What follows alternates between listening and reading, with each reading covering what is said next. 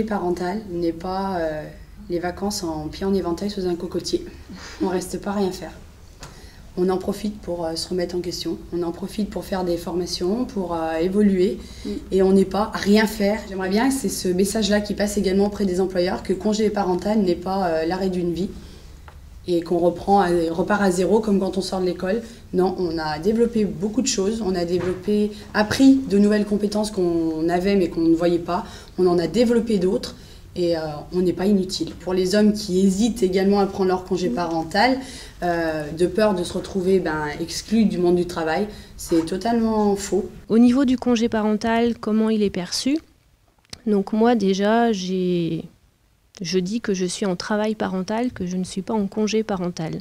Parce que congé parental, congé, ça veut dire congé. L'entreprise dans laquelle j'étais, de toute façon, allait s'arrêter puisqu'il allait partir à la retraite.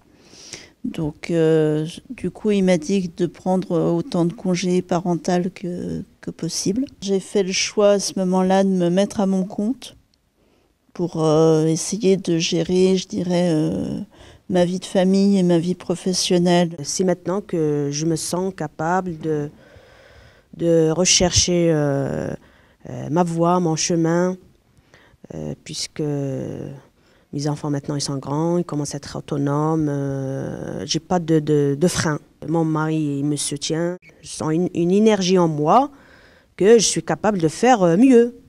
Justement, si on fait l'action parentalité et compétences, déjà à la base c'est qu'on est motivé. Donc je pense que ça peut montrer aux personnes qu'on est motivé, qu'on se pose des questions sur nous-mêmes, qu'on arrive à prendre du recul par rapport à ce qu'on faisait avant, ce qu'on sait faire et ce qu'on voudrait faire.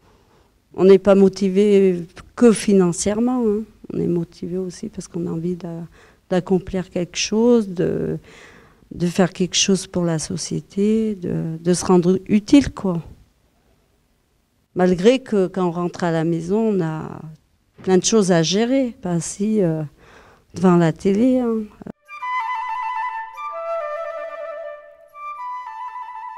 J'ai été pendant plus de 15 ans gérante d'un magasin, donc j'avais un statut de chef d'entreprise et qu'effectivement je me rends compte au quotidien et grâce aussi à l'action parentalité compétences que j'ai pu faire en tant que chef d'entreprise pendant plus de 15 ans, et je le fais aussi à la maison au quotidien parce que tout ce que ça peut demander comme compétence, effectivement c'est énorme, c'est s'occuper des enfants, c'est gérer les emplois du temps de tous nos enfants, même des fois du mari aussi. C'est apprendre à déléguer aussi, c'est gérer un budget, c'est gérer aussi les imprévus, donc ne pas paniquer face aux imprévus, face aux petits accidents qui peuvent arriver et être capable de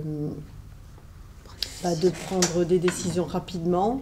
C'est être capable de déléguer, comme on peut déléguer avec du personnel. Des fois, on a tendance, en tant que chef d'entreprise, à se dire ça, il n'y a que moi qui peux le faire. Et c'est aussi dire non, finalement, tu n'es pas toute seule dans la famille. Tu as un mari, tu as des enfants, tu délègues et tu leur donnes aussi des responsabilités. Et ça fait partie aussi de l'éducation de nos enfants et de leur vie future d'adulte. L'organisation, la patience et puis les imprévus à gérer quotidiennement. Si on est des mamans, c'est qu'on est capable de gérer le temps, des personnes. Parce que même financièrement, moi je sais ce que j'ai, je sais comment gérer tout ça. Je n'ai pas besoin d'une calculette pour dire voilà. Et l'expérience aussi. On a plusieurs années d'expérience avec les enfants. Et c'est pas facile les enfants de gérer. Je me dirige vers les métiers de la formation pour être formateur professionnel pour adultes. Et c'est vrai que dans le cadre de la parentalité, le sens de l'écoute, la pédagogie, l'observation sont des compétences que j'ai pu développer et mettre en pratique tous les jours et qui me serviront pour mon domaine professionnel futur. Toutes ces compétences sont transposables après en termes professionnels.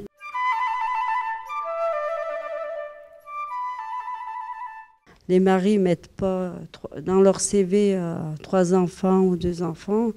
Je veux dire, moi aussi, je ne l'ai pas mis que j'avais 3 enfants. Parce qu'au début, j'avais mis 3 enfants, je ne comprenais pas, personne ne me répondait. Et du coup, dès que j'ai enlevé les 3 enfants, j'ai eu des réponses des employeurs, on m'a appelé. Parce qu'il y en a qui m'ont même appelé pour me dire, mais comment vous allez faire, juste pour me dire ça, quoi.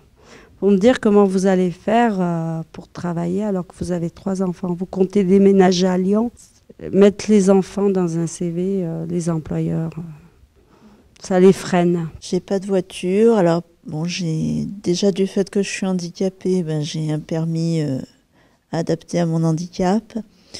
Alors parfois, effectivement, sur les annonces, je vois marqué permis B exigé. Donc je suppose que ça veut dire qu'il faut prendre la voiture déjà de l'entreprise. Donc effectivement, ça peut représenter un frein. Je mets que j'ai un véhicule quoi, dans le CV. Permis B plus véhicule. Hein, parce qu'on peut avoir le permis et pas avoir la voiture. Quoi. Mais bon, je trouve quand même que ce n'est pas un frein. Il devrait... c'est pas le véhicule. Qu'on ait un véhicule ou pas, je veux dire, si on a l'intention de travailler, c'est qu'on sait comment on va gérer tout ça, quoi. Pour l'instant, même sur les recherches de stage que j'ai fait, j'ai eu que des réponses négatives. Il faut que les entrepreneurs osent croire en nos capacités. Oui, j'ai créé un site internet de façon à montrer mon travail. J'ai découvert le métier de la petite enfance en étant maman.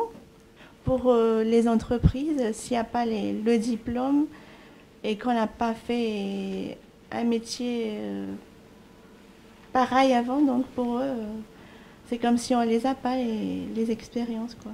Il faut avoir déjà le diplôme. Ce que je trouve injuste, c'est on peut facilement passer les concours si on a 3 enfants. Je pense qu'il y a une chose qui serait bien, qui ne se fait pas forcément, je pense couramment, c'est que dans un entretien comme ça, pour recruter une maman qui sort d'un congé parental, il y ait vraiment un échange autour de ça. C'est-à-dire qu'il ne faut pas que ce soit tabou, il ne faut pas non plus que ce soit un peu mis de côté. C'est-à-dire, je vous recrute comme un autre salarié, une autre personne, X ou Y. C'est-à-dire qu'on puisse, avec l'employeur aussi, parler de ce que là, on est en train de dire. Bon, alors vous étiez en congé parental, voilà, c'était voulu, c'était subi, comment vous l'avez vécu, comment vous imaginez, vous percevez votre retour, est-ce qu'éventuellement vous avez des craintes, voilà, qui est aussi cet échange-là, pour pouvoir instaurer aussi quand même une relation de confiance, et que l'employeur en face, il se dise, voilà, il faut bien que je me mette aussi en tête que c'est une personne qui reprend après une coupure, et qu'il faudra aussi peut-être un temps d'adaptation, un temps de formation aussi certainement, et qu'on puisse faire ces choses-là pour qu'elles soient mises vraiment à plat, au clair, et que chacun finalement sache un petit peu à quoi s'en tenir en toute transparence.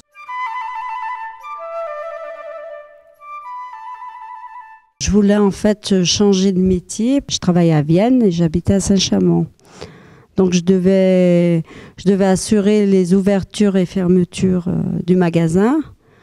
Et donc on fermait à 19h et j'étais obligée d'être à Saint-Chamond à 19h30 pour récupérer mon fils à la crèche.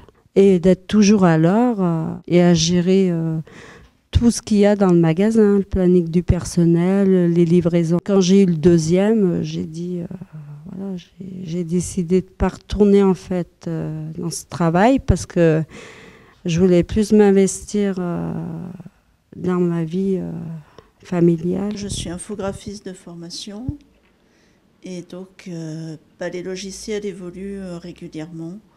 Donc forcément, il faut que je me remette à niveau pour pouvoir être opérationnelle. Une fois qu'on a élevé ses enfants et qu'on veut se remettre à travailler, on aurait besoin effectivement d'être remis à niveau et les aides sont pas évidentes. C'est vrai que si on a moins de 26 ans, je pense que les aides sont plus faciles à trouver. Après, bon, moi j'ai 40 ans. Mes diplômes, ma formation, finalement, ne servent plus à grand-chose. Justement, de ne pas être, entre guillemets, exclu de l'évolution de l'entreprise et que quand je suis revenue à mon poste, me retrouver avec 3 nouveaux logiciels à apprendre. Forcément, la formation étant déjà passée auparavant, plus de formateurs à ma disposition. Donc ma chef et ma responsable de dossier qui m'ont donné des notices, qui étaient là, soi-disant, pour m'expliquer, mais qui m'ont laissé me débrouiller. Donc avoir ce lien durant le congé parental, bien sûr basé sur le bénévolat, puisque qui dit congé parental dit forcément pas rémunéré. Mais si le salarié est conscient et en est d'accord, qu'on lui laisse le choix de pouvoir, quand il y a des évolutions dans le travail, de pouvoir avoir la porte ouverte, d'accéder à ces formations sur la base de son bénévolat, pour que le jour où il reprenne son poste, il ne soit pas, passez-moi l'expression, mais largué à l'ouest. J'ai écouté le conseil d'une amie. Elle m'a dit, si tu attends que tu trouves une solution pour tes enfants, jamais tu vas travailler. Et c'est bien ça, c'est la réalité, on ne peut pas faire autrement. Trouver un travail, puis la solution, on est obligé de la trouver après. J'avais trouvé un emploi, mais je n'avais pas trouvé pour ma fille. J'avais trouvé personne pour la garder. Alors après, j'ai appelé les crèches, la ville à côté. J'ai appelé plusieurs villes et puis du coup, ça a marché, quoi. Parce que je lui ai dit, si je ne trouve pas une crèche, je ne pourrais pas aller travailler, quoi. Elle a pris ma fille parce qu'elle ne voulait pas que je perde mon emploi. J'avais trouvé pour ma fille dans une autre ville, en fait. Et là où je travaillais, j'avais envie que ma fille, elle y aille dans la ville où j'habite et où je travaillais. Donc du coup, j'allais, après le travail, j'allais presque tous les jours leur demander s'il n'y a pas une place pour ma fille. À force d'y aller, quoi, la directrice, elle m'a appelée, comme quoi il y avait une place. À mon obstination, du coup, ma fille, j'ai pu la mettre et c'était plus pratique pour moi.